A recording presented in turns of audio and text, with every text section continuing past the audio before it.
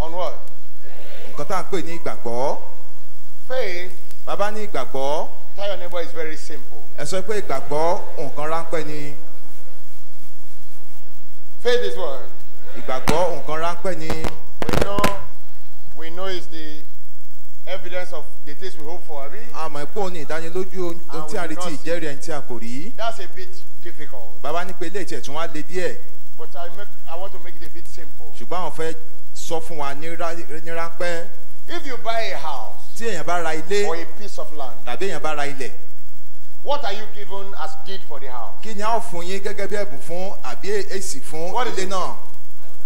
A document, Wọ́n fún yín ní a ìwé, paper. wọ́n fún yín ní pépà. So if you came to FMIC Tẹ́ bá today wá sí orí òkè sí òní yìí, and I ask you, tí bàbá wa bí yín léèrè, do you have a land? ìpèsè ní ilẹ̀, And you say, yes, I have a tẹ́ wá land. sọ pé ní ilẹ̀ tẹ́ sọ bẹ́ẹ̀, I say, show me the land. tí bàbá ní kẹ́ fi ilẹ̀ náà hàn àwọn. Will you carry me from here to... Bàbá ní ṣe ẹ ó gbé àwọn láti bí lọ síbi tí ilẹ̀ How will náà you àbí show me? ẹ ó lọ gbé ilẹ̀ náà wá síbi bí ìwé ilẹ̀ ó fi hàn wọ́n. You say, this is the paper. Ẹ ó sọ pé àwọn ìwé ilẹ̀ náà ní. The same thing if you have a car Bákan náà téèyàn bá ní ọkọ̀ and you're asked, tó sì wá béèrè do you have a car? pé ṣé o ní ọkọ̀ bí? And you say yes. Tó sọ What pé will you show bẹ́ẹ̀ them? ni kí ló fi hàn wọ́n ìwé ọkọ̀ náà The pé tiẹ̀ ní key. àti kọ́kọ́rọ́. The key is not the car. Bàbá ní pé kọ́kọ́rọ́ náà kọ́ ni ọkọ̀ náà o. The paper is not the land. Ìwé náà òun sì kọ́ ni But ilẹ̀. it's the evidence of owning the land. Ṣùgbọ́n òun ni ẹ̀rí pé ìwọ ló ní ilẹ̀ náà. You understand what I'm saying? Ṣé tí bàbá sọ yé wa? It's the evidence that I own it. Òun ni ẹ̀rí pé èmi ni mo The ní. evidence that it is mine. Ẹ̀rí pé tèmi ni. The evidence that if another person takes it from you Ẹ̀rí pé tí ẹlòmíì bá tiẹ̀ fẹ́ tẹ́lẹ̀ ẹlòmíì bá gbà lọ́wọ́ rẹ and it grabs it from your hand tó sì jagbà and ní you ọwọ́ rẹ cannot chase the person and catch the tí person, o sì lè lé ẹni náà mú. you know you have lost it. Jẹ́ mọ̀ pé èèyàn ti pàdánù rẹ̀. That is what faith is. Nǹkan tá à ń pè gan ní ìgbàgbọ́ lélẹ̀. When you are prayed for Gbà tá a bá gbàdúrà fún ọ and you were feeling 80% pain, tó sì wá jẹ́ pé ó ní ìdá ọgọ́rin and after the ìrora prayer you tẹ́lẹ̀. feel 5% relief, Lẹ́yìn àdúrà tó sì wá ní ìgbádùn you have ìṣẹ́jú márùn-ún received an evidence. ó ti gba ẹ̀rí kan fún ìwòsàn náà. And immediately you begin to thank God. Thank you, Lord, for this evidence, even though it is small. Lẹ́yìn ìgbà tí o bá wá ń dúpẹ́ lọ Ọlọ́run fún ẹ̀rí yìí torí bó tilẹ̀ jẹ́ pé ó sì kéré. Thank you, Lord, because I am already seeing a sign. Tó bá dúpẹ́ lọ Ọlọ́run pé mo dúpẹ́ pé mo ti ń rí àwọn àmì. The moment it begins to grow. Bẹ́ẹ̀ ni yóò á máa pọ̀ sí i. That's why Jesus said, Òní Jésù ṣe sọ. if you have faith Ó ní tó bá ní ìgbàgbọ́ as small tó kéré as a mustard seed, bí irúgbìn mustadi, you will talk to this ìwọ ó sọ fún òkè yìí and it will move. pé ìké kí ó ṣìdí yóò sì ṣìdí. Have you ever seen a mustard seed before? Jẹ́ ti rí oró It's mustadi the rí. smallest of all seeds. Òun ló kéré jù ní gbogbo irúgbìn pátá. But the truth is it, Òótọ́ ọbẹ̀ wá lélẹ̀. inside of that seed is life that produces a big tree. Nínú kóró yìí ni ìyè wà tí ó When di your ńlá. faith Nígbà tí ìgbàgbọ́ rẹ in God nínú Ọlọ́run is tangible enough tó bá dúró to dáadáa understand that what he says he will do, láti lè mọ̀ pé nǹkan tó bá what he does he will say, tó sọ pé nǹkan tí òun ṣe ni yóò ṣe, you will leave it to God. ẹ fi gbogbo ẹ̀ lẹ̀ sí ẹsẹ̀ Ọlọ́run. Every true man of faith Gbogbo ènìyàn tí wọ́n jẹ́ ẹni never ìgbàgbọ́ checks back on his prayer. wọn kì í lọ padà wo ìgbàdúrà tí wọ́n ti gbà. He thanks God for the answer. Wọ́n máa dúpẹ́ lọ Ọlọ́run fún wọn pé wọ́n ti rí èsì.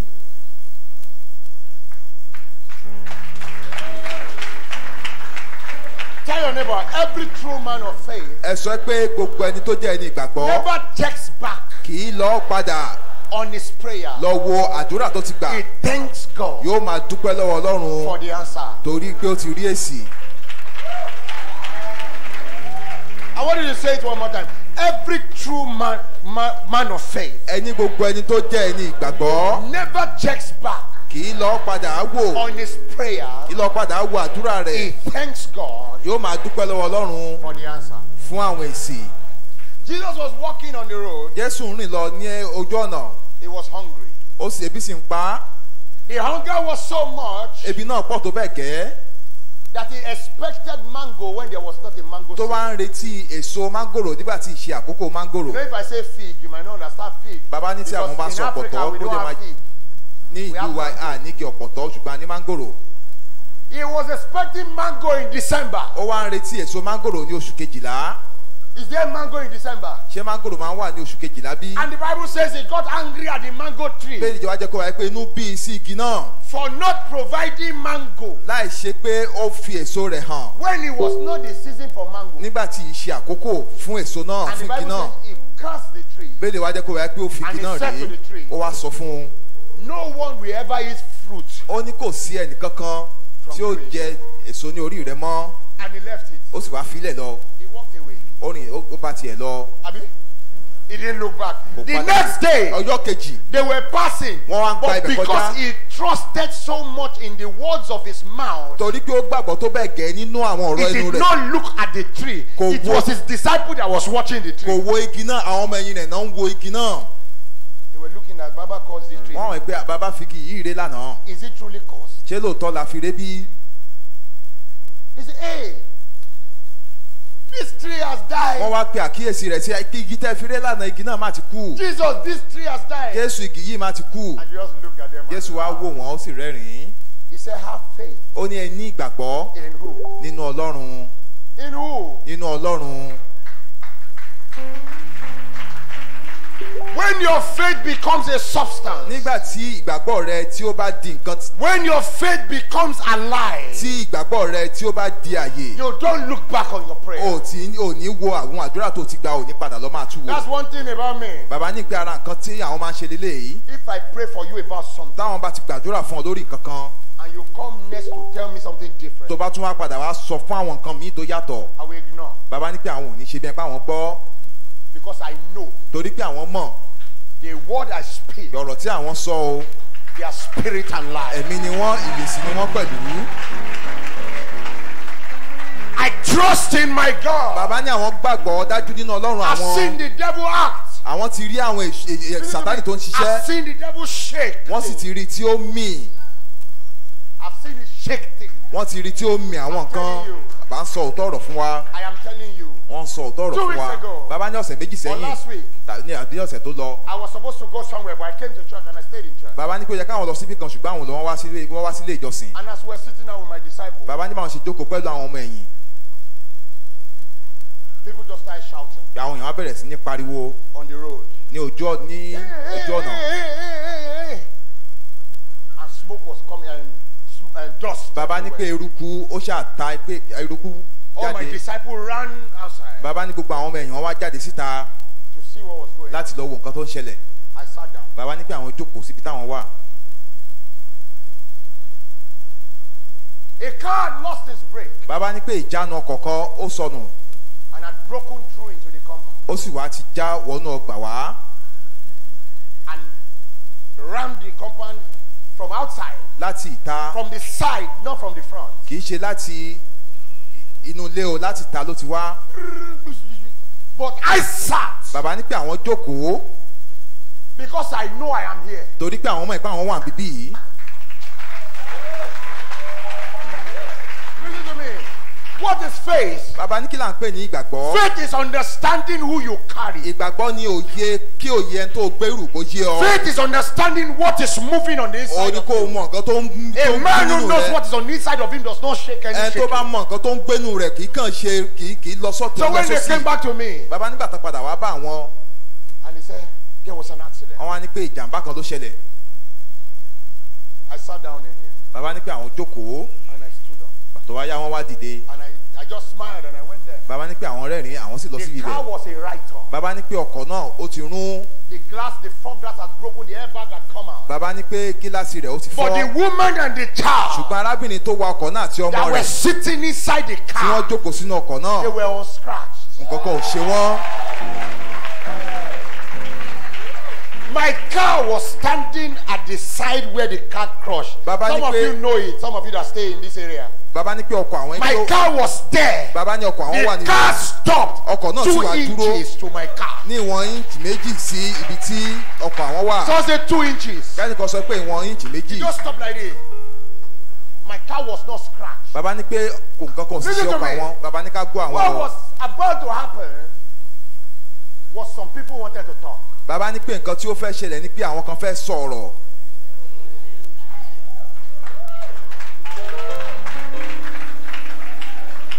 That he has used blood pé wọ́n ti lo ẹ̀jẹ̀ to carry crowd. láti fi kó àwọn But èèyàn listen to me. jọ. Bàbá ní ká gbọ́ àwọn When the two dáadáa of o. them came out, Bàbá nígbà tí ọmọ àti ìyá náà wá jáde inú ọkọ̀ and they náà, said, should we pay for the fare? I said, táwọn ní don't pé ṣé worry. káwọn sanwó fún ibi tí àwọn wó, bàbá ní We pé are the kán one filẹ̀. that will rebuild it back. Bàbá ní pé a ó tún mọ àwa náà la ṣe You síbẹ̀ can tẹ́lẹ̀ go home freely. pé ká máa lọ.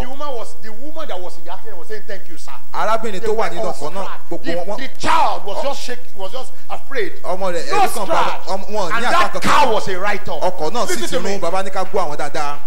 What is faith? Kí là ń pè ní ìgbàgbọ́?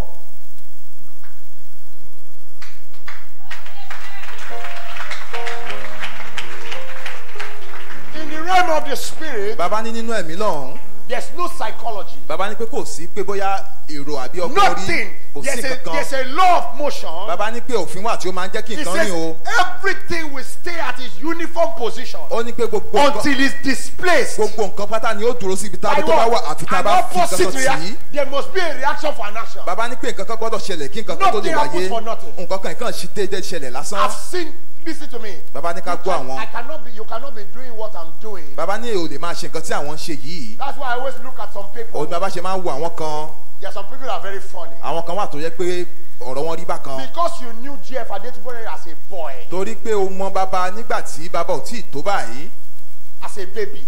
Gbà tó mọ̀ wọ́n tí nígbà tí wọ́n tí ì tó báyìí. Because you wash his bum bum.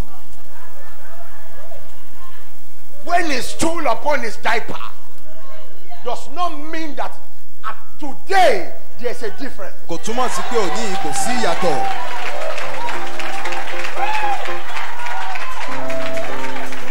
The Yoruba is a very prophetic language. Bàbá ní pé èdè Yorùbá ó jẹ́ èdè He says, ìsọtẹ́lẹ̀. whoever used the eye of yesterday Bẹ́ẹ̀ tó bá fi ojú àná wò kú. to look at the dead, you'll be naked. Listen to me. Bàbá ní ká gbọ́ àwọn. I'm telling you what I'm telling you because I know what I'm saying. Bàbá ní pé àwọn sọ nǹkan táwọn sọ fún wa torí pé àwọn mọ̀ nǹkan tí àwọn sọ nǹkan tó ń sọ sí dáwọn lójú. Bàbá ní pé ewu wà. They tell your neighbor danger. Kẹ́nìkan sọ pé ewu. When you don't understand that there's anointing and there's annoyance, Nígbà tí èèyàn bá mọ̀ pé àmì òróró wà, ìbínú náà sì wà. and it's so easy to be destroyed. Bàbá ní pé ó sì rọrùn láti bà nǹkan jẹ́. So easy. Ó rọrùn. I can build this house for 10 months. Bàbá ní pé a lè kọ́ ilé yìí ní oṣù mẹ́wàá. If I have all the money, I might build it for 3 months. Téèyàn bá ní owó èèyàn lè kọ́ lóṣù mẹ́ta. But if I want to burn it Ṣùgbọ́n téèyàn wá fẹ́ one night, dáná sun òru ọjọ́ kan péré ni. many of us here are facing challenges because we touch God's anointing. Ọ̀pọ̀lọpọ̀ wa la wà bíbí là ń la ìdojúkọ kọjá torí pé a fọwọ́ kan ẹni àmì òróró. Because you touch a man of faith. Torí pé ẹ fọwọ́ kan ẹni ìgbàgbọ́. I remember one time, Bàbá ní àwọn rántí àwọn ìgbà kan. there was a woman, Arábìnrin kan wà. very mouthy. She has gift of talk. Ẹni náà ẹnu rẹ̀ gbọ́rọ̀. You know, talking is a gift.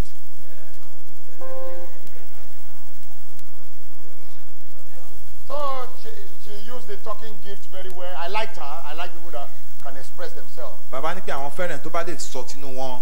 So she expressed herself. Wọ́n ló sọ tinú rẹ̀. So one day, I don't know what happened, she stopped coming. Bàbá ní pé kó wá dọjọ́ kan àwọn ẹni pé kò wá mọ́ àti tó bá ìgbà náà. So my mother called her Bàbá ní pé màmá àwọn wá pe arábìnrin yìí.